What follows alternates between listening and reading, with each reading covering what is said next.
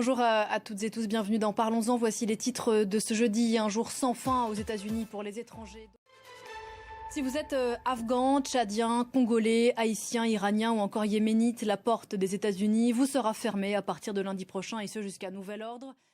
À noter que l'Égypte, dont venait l'assaillant présumé du Colorado que Donald Trump a évoqué pour justifier ses interdictions d'entrer sur le territoire américain, ne fait pas partie de la liste. L'actualité de ce jeudi, c'est le Proche-Orient. L'armée israélienne qui dit avoir récupéré au cours d'une opération spéciale à Khan Younis les corps de 2 otages enlevés lors de l'attaque du Hamas en octobre 2023.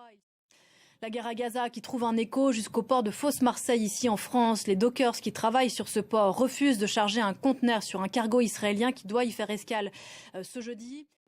Ce conteneur contenait 19 palettes de 14 tonnes, des pièces détachées en fait qui vont pour des cartouches qui vont être ensuite utilisées sur des fusils mitrailleurs. Merci beaucoup Ariane Lavrieux. On peut retrouver votre enquête sur le site Disclose en ligne. Merci beaucoup d'avoir répondu à nos questions. Dans l'actualité également de ce jeudi, ça fait plus de 10 ans qu'un président brésilien n'était pas venu en visite d'État ici en France. Lula est à Paris, reçu par Emmanuel Macron à l'Élysée.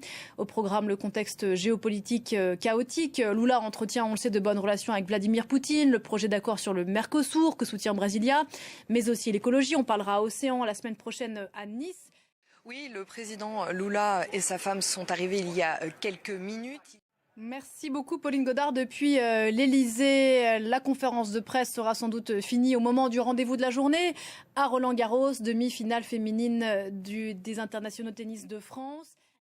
Voilà, on rappelle que la Française avait subi une rupture d'un ligament du genou gauche il y a à peine un an, en 2024. Elle était inconnue du grand public il y a encore quelques jours. Elle a 22 ans. Elle impressionne par sa sérénité et sa détermination dans son ancien club. On croit à la victoire jusqu'au bout. Regardez.